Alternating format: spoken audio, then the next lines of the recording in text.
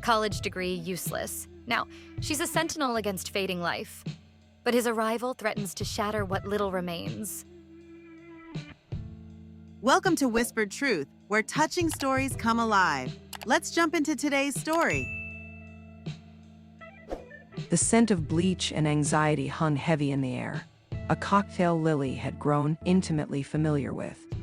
It wasn't the antiseptic smell of a hospital, thankfully, but the sterile, suffocating cleanliness that always preceded her father's visits, the kind that tried to mask the deeper rot. She stood by the kitchen window, gazing out at the manicured lawns of suburban Connecticut, where the autumn leaves were a vibrant, almost mocking display of life against the backdrop of her mother's slow, relentless fading. The golden light felt oppressive, a spotlight on her own quiet despair. Lily was 22. A recent college grad with a degree in art history, she felt, was now as useful as a screen door on a submarine. Her current reality was the relentless rhythm of caregiving, a world of medication schedules, soft-spoken conversations, and a constant low-grade hum of fear.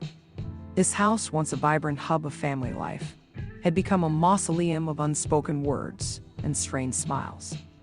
Her father, Thomas, was due any minute, and she knew instinctively that he wasn't coming with good news. It was the way he'd been avoiding eye contact lately, the almost frantic way he'd been filling the silence with platitudes about the strength of her mother. It felt like a prelude to something terrible, a discordant note before the crashing cymbal. Lily traced the rim of her coffee mug, the lukewarm liquid doing nothing to soothe the tightness in her chest. She'd seen the subtle shifts, the way her father's visits had become briefer, his attention more fleeting, the way his phone constantly vibrated with messages he'd then hide from her, making her feel like a child caught eavesdropping.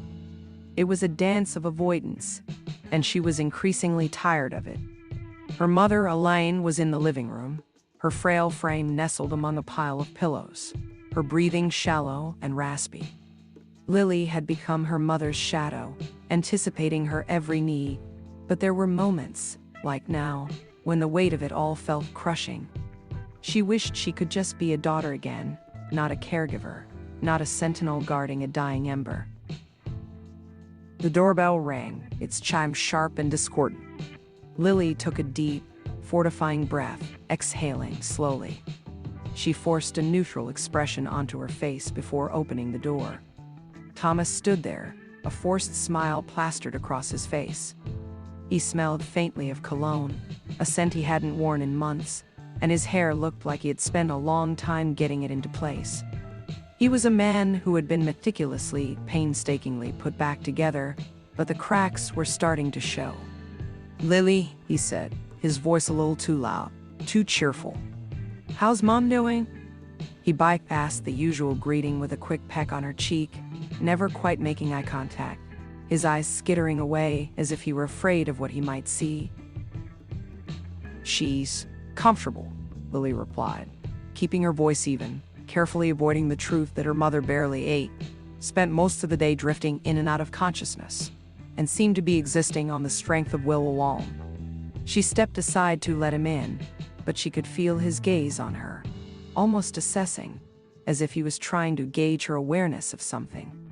He immediately made his way to the living room, his forced cheerfulness a stark contrast to the somber atmosphere of the house. It felt like an intruder had come into a sacred place. He knelt beside Elaine, took her hand, and started talking in a louder voice, as if Elaine had suddenly become deaf. Lily went to the kitchen sink to rinse her coffee mug and stared into her own reflected image. She looked tired, her eyes were dark, and her face seemed to be losing all traces of joy. "Hey, Elle, you look good," Thomas said. Lily had to suppress an eye roll at the casual remark. Her mother did not look good. She looked like someone who was fading away. "How about we go out to the back and get a bit of sunshine?" Elaine's response was a slight squeeze of Thomas' hand, which he took as a positive. Lily felt a familiar stab of resentment. This man, her father, he used to be more present, more engaged, more loving. When did he become this performative shell of a man? Lily saw her mother struggling to sit up, but before she could offer help, Thomas was lifting her gently. Lily decided to step in, placing a chair nearer to the sliding doors that led to the patio. Thomas sat Elaine down and turned to Lily, his eyes finally meeting hers. "Lily, I need to talk to you later in private." His voice held a certain weight, a seriousness that set her teeth on edge. She nodded curtly, avoiding his gaze, and stepped away to give them some privacy, but not really. She went to the kitchen counter to gather the empty pill bottles and start prepping her mother's medication, ensuring she was close enough to hear what they were saying while not looking like she was trying to eavesdrop. She busied herself with the task, her ears keenly tuned to the quiet conversation by the patio doors. She heard her father make another clumsy attempt to be encouraging and was aware of her mother's labored breathing. Her mind raced. What could he possibly want to discuss in private? A thought, cold and unwelcome, slithered into her mind, a possibility she had been desperately trying to ignore. It was the subtle, unspoken thing that had been growing between them over the last few months. Was it about that? Did he think, was he possibly thinking, of moving on? That the end of her mother's life would be the start of his? The idea was repulsive and sickening to her.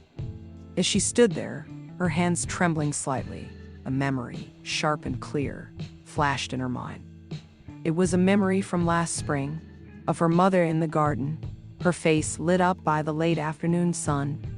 She was laughing, her silver hair catching the light, her hand buried in the soil.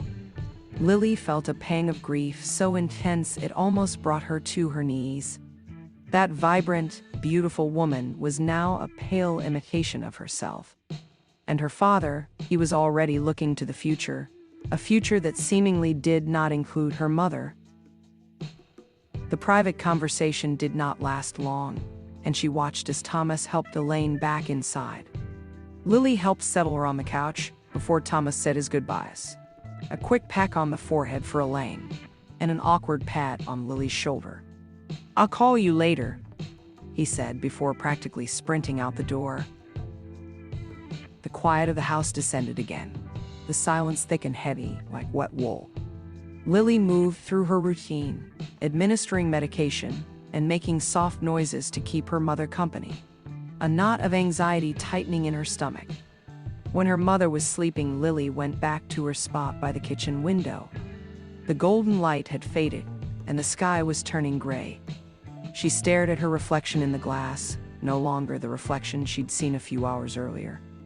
Her face seemed harder, more determined. She knew something was coming. She could feel it in her bones, that strange feeling just before a storm, and she realized that she wasn't as naive as she thought she was. She had a feeling that whatever Thomas was going to tell her, it was going to shatter the fragile peace that was left in her life. Lily started to feel like she was standing on the edge of an abyss, unsure what lay at the bottom. She closed her eyes and braced herself. The call came late that evening, just as Lily was settling in with a book in the armchair next to her mother. The low hum of the television provided a comforting background noise, a feeble attempt to mask the oppressive quiet of the house.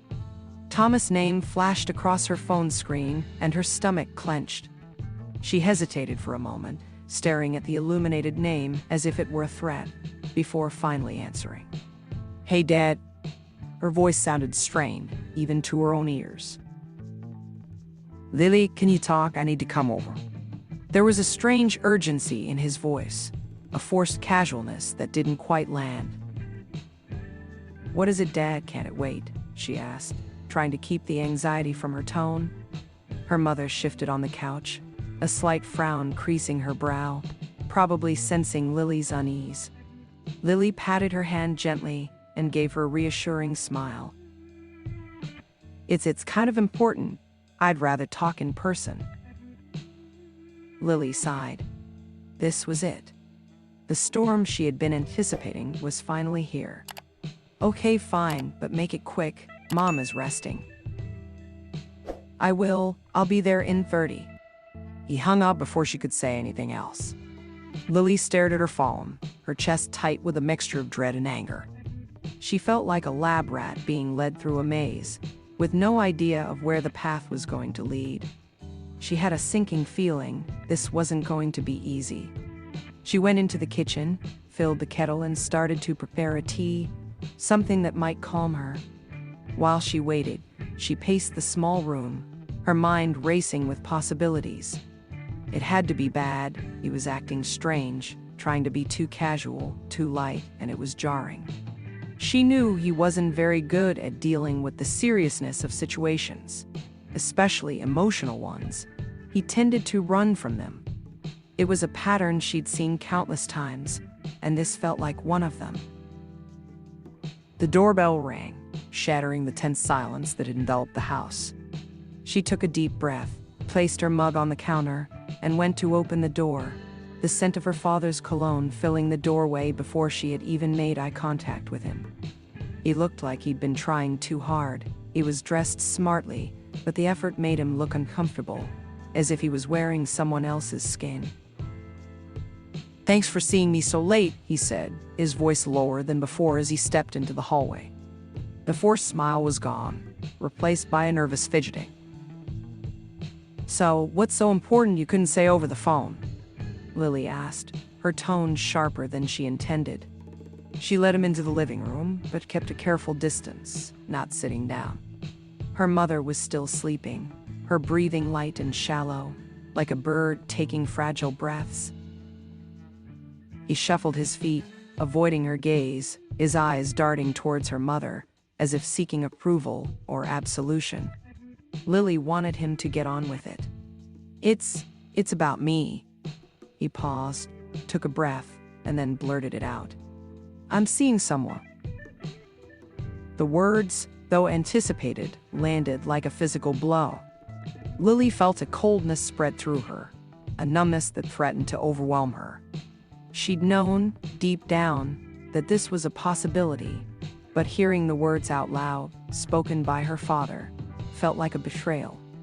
Not just of her mother, but of everything they had ever been, a family. Her jaw tightened, and she kept her face emotionless, not wanting him to see the effect his words were having on her. "Seeing someone?" she asked, her voice deceptively calm. He nodded, his gaze fixed on the floor. "Her name is Mark. She's a wonderful person," he said, the words tumbling out quickly. Lily had never heard that name before. Who was Mark? And why would he say that in front of her mother? She felt rage boiling up inside her. She had to fight to control herself. "Wonderful," Lily echoed, her voice rising. "While Mom is dying, you're talking about wonderful." The words were laced with sarcasm, and she could see a flicker of something in his eyes, something that looked like shame. "It's not like that, Lily. It's not. It just happened." "It was," he stammered, his carefully constructed facade crumbling. He sounded like a child caught doing something wrong, trying to find excuses for his behavior. The casual phrase, "it just happened," set her teeth on edge, as if there was nothing he could do about falling into another woman's arms while his wife was dying. "What happened, Dad?" she asked, her voice low and dangerous. "Did you trip over her? Did you accidentally fall into her bed? What exactly happened?" She kept her eyes fixed on his, not wanting to let him look away, wanting him to face what he had done. Wait! Sorry to interrupt you, but please subscribe to our channel Whispered Truth and reach the goal of 1,000 subscribers. Your subscribe and like helps us a lot. And comment your favorite part. Now let's get back to the story. He was silent for a long moment. We've been seeing each other for a few months." Lily's breath hitched. A few months? That meant while her mother had been undergoing chemo, while she'd been losing her hair, while she had been so tired, she'd barely been able to lift her head. Her father had been seeing another woman. Lily wanted to scream, to shout, to break something, but she fought to control the overwhelming rage that was threatening to consume her. She looked at her mother and the image of them both, this tiny, frail woman and her pathetic excuse of a man, brought tears to her eyes. She turned away so he could not see them. "You're disgusting," she said, her voice barely a whisper, but filled with so much venom that it silenced him. "How could you do this, Dad? How could you be so selfish? While Mom is still here, you're with someone else." He opened his mouth to speak, but nothing came out. He seemed to be unable to meet her gaze. He looked smaller, more pathetic. She studied him, searching for something, some trace of the father she had known. But all she saw was a stranger, a weak man who had betrayed the most important woman in his life, her mother. He started to apologize again, but Lily cut him off. "Just go, Dad," she said, her voice trembling. "Just leave. I can't look at you right now." He didn't protest. He didn't try to explain himself. He simply turned and left, the sound of the door closing echoing in the silence that followed. Lily stood there for a long moment, the reality of what had just transpired settling in. Her father, the man who had always been a rock, had betrayed them in the worst possible way. She stared at her mother's sleeping figure, then she went to the window, watching as her father's car pulled away, the taillights disappearing into the night. She felt numb, as if she was a ghost, watching her own life play out as a spectator. She went back into the kitchen, grabbed her tea. It was cold, like the rest of her. She threw it away, grabbed her phone, and went to her room. She closed the door, feeling like she was going to shatter. She paced, her hands trembling as she tried to make sense of what had happened. She couldn't bring herself to cry. She was too angry. She felt betrayed, lost, and unbelievably alone. She pulled her laptop from her desk and started searching for information about Mark. There were no social media profiles. She tried every spelling variation that she could think of. Nothing. Lily started to think about the fact that her father had been keeping a big part of his life hidden from her, that he'd been lying to her for months, and that made her feel cold, almost bitter. He had betrayed her mother, but he had betrayed her too. And what about this Mark person? Who was she, and why was she so important to him that he was willing to throw away everything he had with her mother? Lily finally allowed herself to cry, letting the tears flow freely as she processed the enormity of the betrayal. She didn't know what the future held, but she knew one thing: her relationship with her father had irrevocably changed. She was no longer his little girl, she was a woman, and she wasn't going to allow him to treat her, or her mother, this way. Her mother deserved respect, and a daughter who would fight for her. Lily knew that everything had just changed. The days that followed Thomas's confession were a blur of fragmented moments and unspoken tensions. Lily moved through her routine with a mechanical precision, tending to her mother's needs while battling a storm of emotions that threatened to overwhelm her. Sleep was a luxury she could rarely afford. Her nights were plagued by nightmares and the constant replay of her father's words. She found herself jumping at shadows, each creak of the house a reminder of the fractured reality she now occupied. The world outside continued to spin, oblivious to the seismic shift that had occurred within the walls of her childhood home.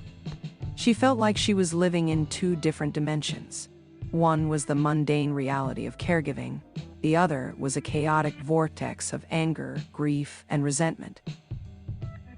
Her father called, of course, his voice a hesitant whisper on the other end of the line. He tried to apologize, to explain, but Lily cut him short, her voice cold and detached. She was not ready to forgive. Not now, maybe not ever. She couldn't reconcile the man she had known with the man who had so callously betrayed her mother. "Don't call me again, Dad," she'd said, her voice trembling with barely suppressed anger. "Not until Mom is gone." The words tasted like ash in her mouth.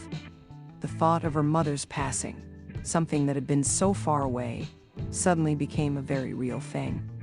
She found herself, again, fighting back tears. The house felt heavy with the weight of absence. Not just the impending absence of her mother, but the absence of the father she had lost. Thomas had always been a somewhat distant figure, more preoccupied with his work than with family matters, but he had never been cruel. This new man, this stranger, was someone she couldn't comprehend. Lily spent hours looking at old photos, trying to find the man she thought she knew, the loving father, but she kept seeing the shadow of the man who had confessed to an affair. It was like looking at an old photograph. It was there, but the vibrant colors had faded, leaving behind a monochrome reminder of what used to be. She was desperately trying to reconcile the images of the past with the reality of the present. It was like trying to put together a puzzle with missing pieces, and she was starting to realize that some pieces might be missing forever. One afternoon, while sorting through some of her mother's old things, Lily stumbled upon a small wooden box tucked away in the back of her closet. It was intricately carved with floral patterns, a keepsake from her grandmother. Inside, nestled among old letters and trinkets, was a key attached to a small tag with a number scribbled on it. Her curiosity piqued.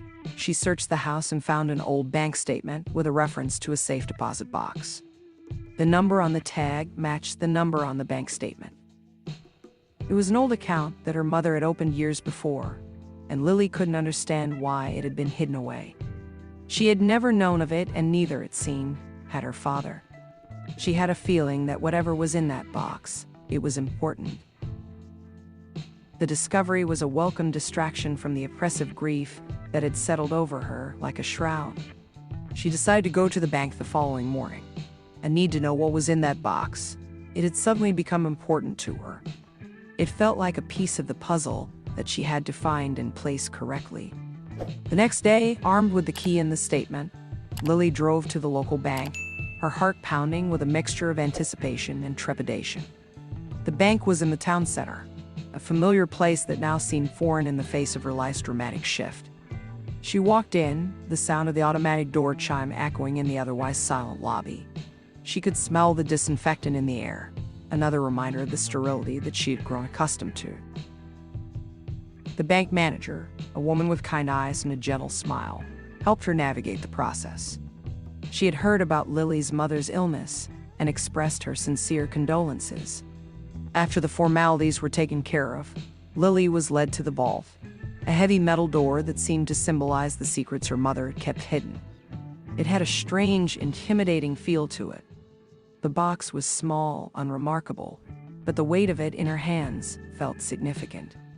She took it into a small private room, her hands shaking slightly as she used the key to open it. Inside, nestled among old jewelry and faded photographs, was a thick, cream-colored envelope. Her mother's elegant handwriting adorned the front, her name carefully inscribed. Lily carefully opened it, the paper feeling fragile and thin in her hands. The letter was addressed to her, a message from the past, a message from her mother. "My dearest Lily," it began. The familiar words made her breath catch in her throat. "If you are reading this, it means I am no longer with you. I know this will be incredibly painful, and I am so sorry that I have to leave you. But I need you to know that even though I am gone, my love for you will never fade. It will always be with you, guiding you, protecting you. You are the most beautiful, smart, and amazing person I know. Never forget how much you are loved. Always remember the strength and courage you have inside you." Lily's eyes filled with tears as she continued reading. Her mother's words were like a balm to her wounded soul, a gentle reminder of the love she had always felt. "I know life has not been easy for you. You have had to deal with a lot of things that no young woman should ever have to go through, but you have always been brave and resilient. You have a beautiful heart, and you deserve all the happiness in the world. Never let anyone tell you otherwise." The letter continued, filled with encouragement, advice, and declarations of unwavering love. It was everything Lily needed to hear, a lifeline in the midst of her grief. She continued to read, tears streaming down her face as she realized that her mother's love was still with her and always would be. Then, at the bottom of the letter, her eyes caught a line that made her stop.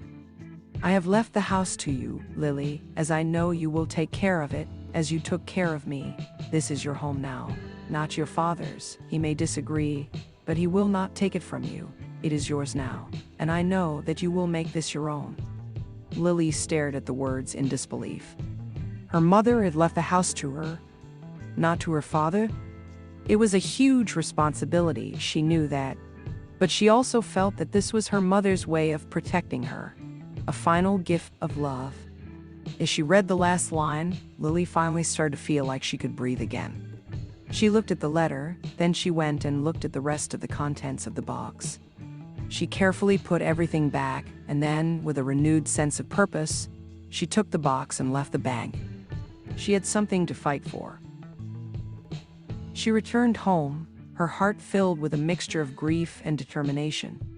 Her mother may be fading, but she was not going to allow her father to trample on her memory. She had the letter now, the proof of her mother's love, and she would use it to protect herself and everything that she had left. She knew what she had to do now. She had to talk to her grandparents.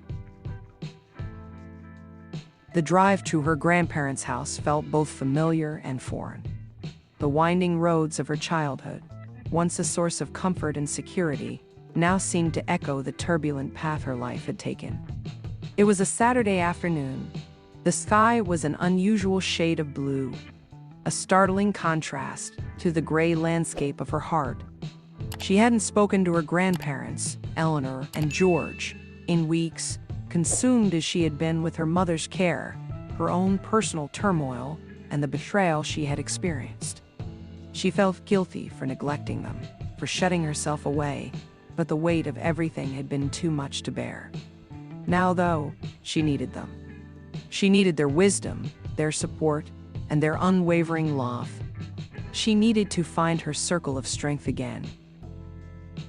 Her grandparents lived in an old colonial house, nestled amongst a sprawling garden filled with fragrant roses and vibrant hydrangeas.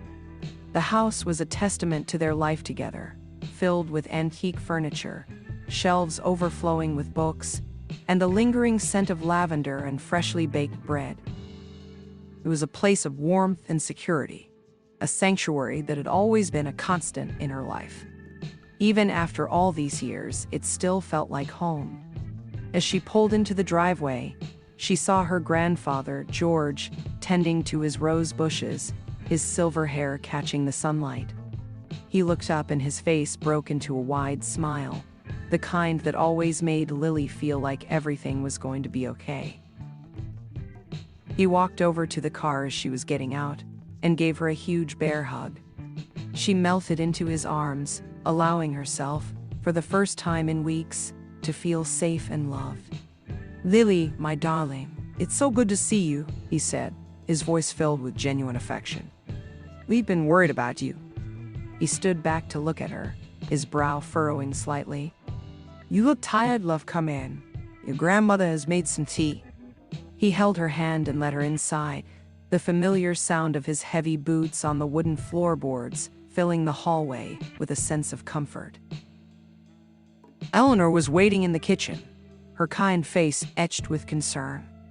Her silver hair was pulled back into a neat bun, her hands busy with preparing a plate of sandwiches and cakes. As Lily entered, she immediately turned, her eyes filled with love. She rushed to hug her, the scent of her lavender perfume filling Lily's senses. "Oh, Lily, my dear, we are so happy to see you," she said, her voice thick with emotion. "Come, sit down. Tell us everything." Lily sat at the kitchen table, surrounded by the love and warmth of her grandparents. She felt a calmness she hadn't felt in weeks. They listened patiently as she recounted everything: her mother's declining health, her father's confession, the discovery of the safe deposit box, and the contents of the letter. They listened without interrupting, offering words of comfort and support when she needed them. She told them everything, holding nothing back, and felt a sense of relief wash over her as she shared her burden. That man, George said, his voice low and angry. He is a disgrace. How could he do this to Elaine and to you? He slammed his hand on the table, causing the cups to rattle, and Eleanor placed her hand on his, trying to calm him. She had never seen her grandfather so angry, and the sight of it was both unsettling and reassuring. It was reassuring because he was angry on her behalf. Eleanor looked at Lily, her eyes filled with concern and sympathy. Your mother was a very smart woman, Lily, and she loved you very much. She knew what she was doing when she left the house to you. She wanted to make sure you were protected. She squeezed Lily's hand. We are here for you always. They spent the rest of the afternoon discussing her options, her rights, and what she should do next. George, a retired lawyer, was well versed in legal matters and assured Lily that her mother's letter was legally binding.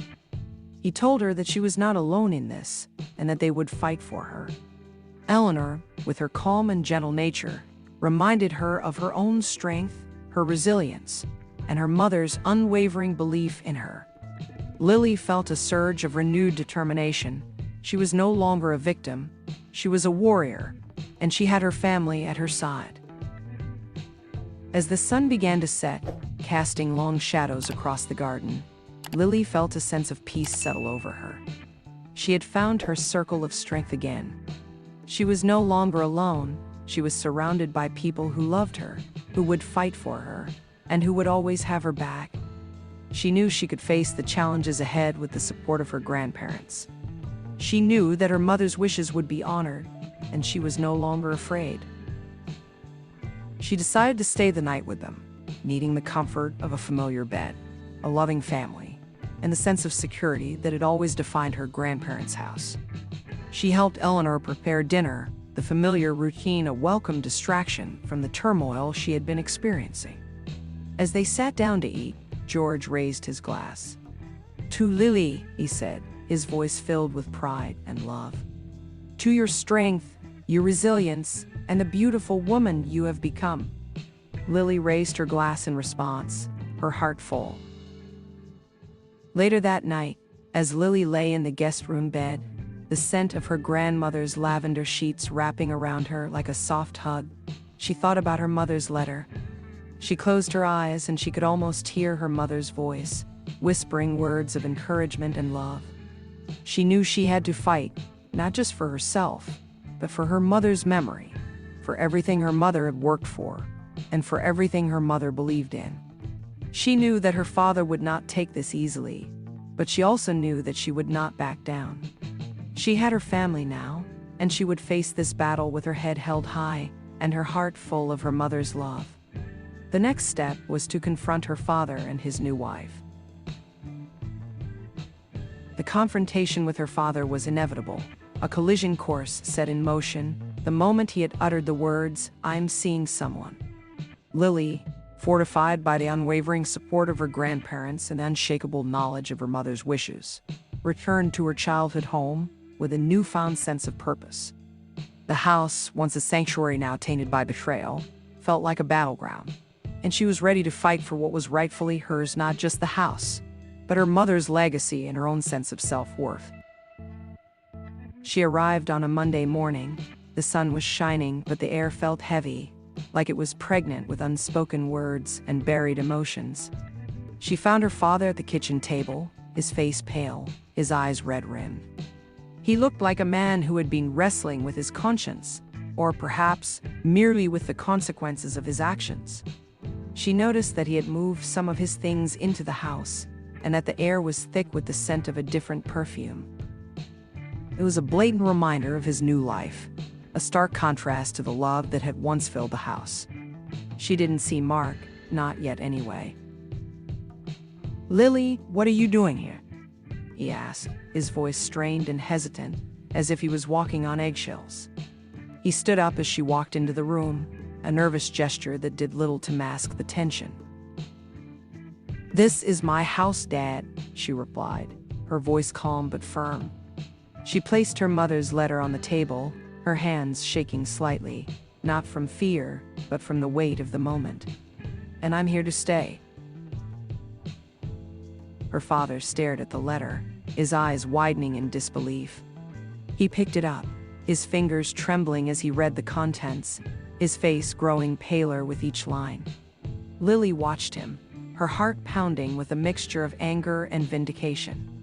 This was the moment she had been preparing for, the moment she was finally going to stand up for herself. He had underestimated her, but he wouldn't make that mistake again. This can't be right, he stammered, his voice trembling. She wouldn't do this, she wouldn't leave me with nothing. He looked up at Lily, his eyes filled with panic and desperation. She always took care of me. He looked like a spoiled child who had had his toys taken away from him, and it was an ugly sight. She did what was right, Lily said, her voice clear and steady. She left it to me, Dad, because she knew I would take care of it. And you were never going to take care of it. And you most certainly weren't going to take care of me. Just then, Mark appeared from the hallway. Lily had never seen her before, but she was immediately repulsed by her. She was a tall, thin woman with sharp features and icy eyes. She was younger than her father, and there was a coldness in her face that made Lily's stomach turn. She looked like a predator who was assessing its prey. She seemed to have no empathy for anything or anyone, a stark contrast to Lily's mother's warmth and kindness.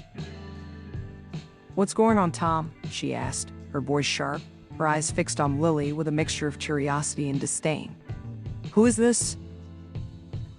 "This is my daughter, Lily," Thomas replied, his voice barely a whisper, and then he paused and looked at Lily. He was pleading for her to not make a scene. Mark's expression did not change. "Oh, the one you told me was being looked after by her grandparents," she said, a slight sneer in her voice. She looked around the kitchen, and then she said, "Well, this place could use a woman's touch. It's so old. We should really look at getting some renovations started, Tom, darling. How about we start looking at the kitchen?" Lily took a deep breath, fighting to keep her anger in check. "This is my house, and it is not for sale or for renovation. It is exactly as my mother wanted it to be." Her voice was strong and confident, a stark contrast to the timid girl she had been just weeks before. Mark laughed, a cruel, sharp sound. You think you can keep this old place? You're just a kid. What do you know about running a house?" "I know more than you ever will," Lily retorted, her eyes blazing with anger. "This house isn't just a building, it's a home. It's filled with the love of my family, and you will never understand that." She stepped closer to them, her eyes darting back and forth. "This isn't about money or possessions. It's about my mother's legacy, her memory, and I will not let either of you disrespect it." The legal battle that followed was long and arduous, a grueling ordeal that tested Lily's resolve and her family's strength. Her father, with Mark's encouragement, tried to contest the will, claiming that Lily was being unduly influenced by her grandparents, that she was too young and naive to handle the responsibility of the house. But her grandfather fought back, with his wisdom and his knowledge of the law, and with his years of experience. Lily stood firm, her mother's letter her shield, and her grandparents' support her unwavering strength. The proceedings were tense, the atmosphere thick with hostility and resentment. But Lily, armed with the truth and her mother's love, never wavered. In the end, the court ruled in her favor. Her mother's wishes were honored, her letter deemed legally binding. The house was hers, completely and unequivocally. Her father was crushed, his carefully constructed world collapsing around him. He lost not just the house, but also his credibility, his standing in the community, and perhaps even his self-respect. Mark, faced with the loss and the public scrutiny, finally walked out on him, leaving him more alone than he had ever been. Lily, however, found herself on the other side of the court battle, feeling strangely empty. Her father was broken, he was a shadow of his former self, and despite the hurt that he had caused her, Lily still felt some small amount of pity for him, but it was fleeting. She had made a promise to herself and to her mother, and she had kept it. Life after the legal battle settled into a new rhythm. Lily slowly began to heal. She started to reclaim her life, to pursue her interests, and to find joy in the simple things again. She honored her mother's memory by opening her home to family and friends. She filled the rooms with laughter and love, and she started to feel like she was reclaiming a part of herself that had been lost. She made the house her own, creating a space that was both a testament to her mother's memory and a reflection of her own identity. Her mother's love, she realized, was not something that could be taken away. It was something she would always carry with her. She reconnected with her friends, traveled, and took up painting again, her vibrant canvases now reflecting her resilience and her spirit. She learned to trust again, to love again, and to embrace the uncertainty of the future with courage and grace. Her relationship with her father remained strained, a distant and awkward affair, but she'd come to accept the man he was, with all his flaws and all his broken promises. She realized that he had always been weak, that he had always taken the path of least resistance, and that his affair was just another example of his failures. She learned to forgive, not for him, but for herself. One day, while sorting through some of her mother's old things, Lily found a small leather-bound notebook. It was filled with her mother's thoughts, her dreams, her hopes for the future. Among the entries, she found a passage that made her smile. "My dearest Lily, never forget the power you have within you. Never let anyone dim your light. Always remember that you are strong, you are loved, and you are capable of anything you set your mind to." Lily closed the notebook, her eyes filled with tears of gratitude and love. Her mother's words were a final reminder of the enduring legacy of love that she would carry in her heart. She knew that her mother was still with her, not in a physical sense, but in every breath, every decision, every action she took. She was the result of her mother's love and the strength that had passed down through the generations of her family. She was ready now to go on and to make her own mark on the world, with her mother's love and her own determination. The house was quiet, the storm had passed, and finally, she was able to breathe. Hey, want to listen to another best story?